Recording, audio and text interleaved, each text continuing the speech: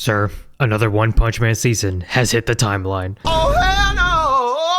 I'm low-key getting flashbacks to 2019. Trump is president, I'm back in my mom's basement, and there's a new One Punch Man season that everyone seems to hate. Coincidence? It is kind of crazy to remember that season 2 came out over 6 years ago, and I think that's part of why some people online are disappointed with the new season. As of writing the script, there are only 2 episodes out, and they don't look that terrible, but they just aren't close to the first season in terms of quality. Now, I would argue that this is partly due to the over-reliance on the manga panels in terms of how they storyboarded it, but I'll explain that later. First, let's talk about the bigger problem, the animation. On one hand, I feel really bad for the animators working on this who are getting attacked by randos on Twitter, talking something about like, I can't believe this wasn't like season 1. If you knew anything about anime, you already knew that we weren't gonna get another season like the first one, and I'll get more into why that was never gonna happen later, but it just sucks that the director of season 3 had to delete their Twitter because of all the nasty comments he was seeing. Quote, honestly, this is taking a toll on my mental health and it only brings negatives to the work, the staff, and the original creators. To the fans who have been truly kind to me, I want to express my gratitude and apologies. Guys, please don't be that kind of fan that's just harassing people online because they worked on the show. That is literally not helping anybody. However, I do understand fans that are disappointed. A lot of anime fans, like myself included, wanted to return to that really polished action that felt like a signature of the series. It was really funny to see the contrast of insane fights that everyone was taking super seriously with an unserious superhero that could just beat everyone in one punch. The way entire episodes would be dedicated to explain just how powerful this specific villain was through insane fight after fight, only for Saitama to just pull up, rock their shit. It was amazing. It was comedy. And somehow the show's high quality animation almost became a part of the comedy itself. And the new seasons have just kind of lost that feeling. But like I said before, if you've been an anime fan for a while, you probably already would have known that this season was never going to get close to the quality that we saw in season 1. A lot of people will say because, oh, JC Staff is making it instead of Madhouse. But to really understand why, we need to dive into what made season 1 so damn good in the first place. And it wasn't Madhouse, it was Shingo Natsume.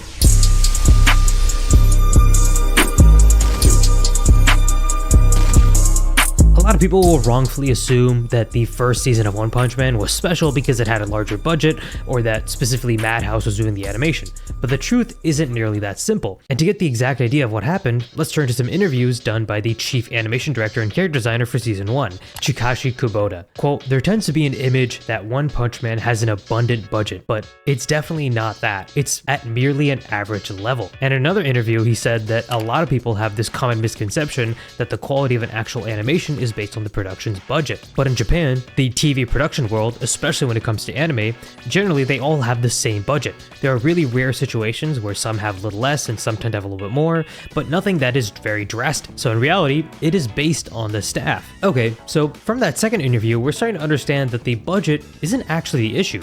Perhaps it's the anime studio or the staff who worked on that specific project. What did the director of One Punch Man Season 1 have to say about this, aka Shingo Natsume? Quote, as far as animators, the community is small, so even though we're working across the different studios, we know each other, like recognizing names and faces. It just happened that a lot of us came together after previously working on Space Dandy. In another interview, he says that we were fortunate to have extremely passionate people on this project who are not money driven, because they sacrificed part of their personal life for a while to make this anime a success for everyone. Did you pick that up? Natsume actually singled out Space Dandy as a project where many big animators had worked on it before with him.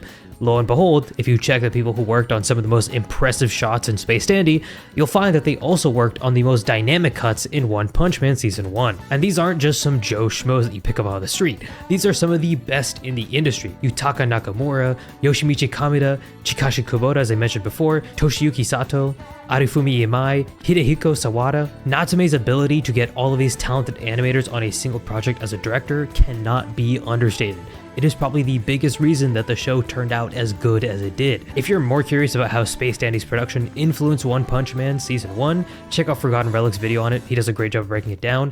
But to put it into more simple terms, the first season was a lightning in a bottle moment, where insane animation talent just all happened to converge on a singular project. And unfortunately, when the transition was made to JC Staff, a lot of these animators just weren't available, but I will get to that part later. There's also another issue that we need to address when it comes to OPM's later seasons, and that is the direction JC Staff took in adapting the manga. It seems to be almost one-to-one.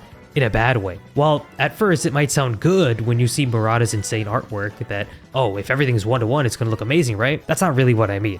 Instead of utilizing the fluidity of animation and what the medium actually has to offer, the anime seems to literally be following the manga panel for panel, even if the cuts end up looking jarring. In some cases, it looks like different animators were given different manga panels to draw, and because of the inconsistencies between these animators, the drawings just look wrong when put next to each other. That's what I mean when there is an over-reliance on the manga. Ideally, an anime adaptation shouldn't try to fully emulate what the manga is showing, but instead building on top of it. This is a moving medium with sound. It's not the same as a silent, static medium. Yusuke Murata pushes the boundaries of the manga by having extremely detailed drawings, and so to achieve the same effect in anime, you have to, well, actually animate the characters in an interesting way. I really do think the first season was a gold standard when it came to that idea of pushing the animation further, so let's break down the best fight in the first season.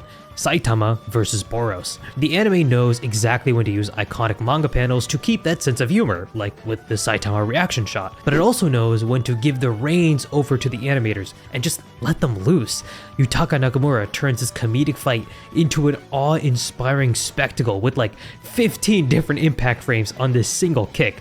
Absolutely insane work. For some reason, One's other work, Mob Psycho 100, never actually had this issue. It still managed to retain good production quality. Studio Bones had amazing animation. In fact, funnily enough, some of the best animators from One Punch Man Season 1 worked on Mob Psycho 100.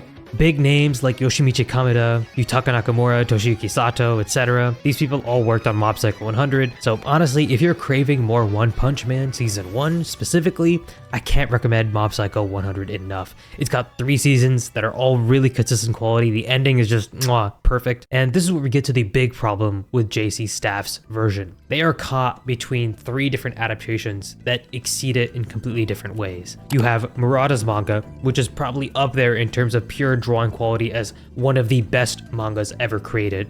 I mean, the man is just incredibly talented. It was always going to be hard to translate his insane works into animation. Then you have One's original webcomic, which I would say is actually more enjoyable to read than watching seasons 2 and 3.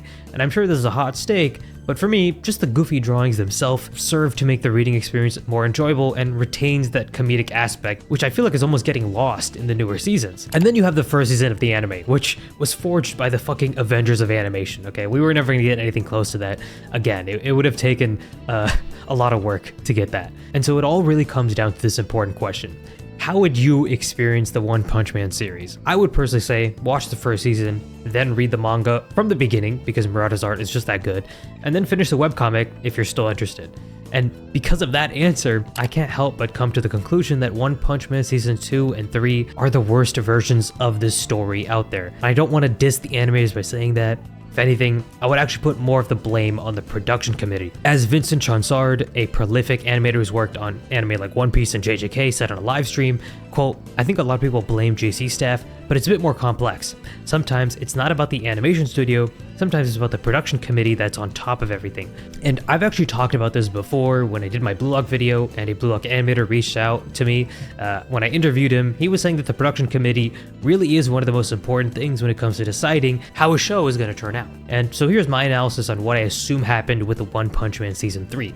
Season 1, by Madhouse, had a really high profile team, Shingo Natsume directing, a ton of freelance animators that were attracted because of Natsume. And when it came time to season 2, the director and a lot of those animators just weren't available. They were working on other projects, maybe they had other commitments, etc. And Madhouse also probably couldn't pick up the project or didn't align with their schedule. And so the production committee probably faced a decision of either delaying the second season and third season even further, which could hurt the momentum, or just handing it off to a studio that could actually meet the deadline. JC Staff. And so we ended up getting a mediocre adaptation as a result. But that's just me talking. I know a lot of anime onlys will still enjoy season 3 because at its core, One Punch Man does have a fun and interesting story.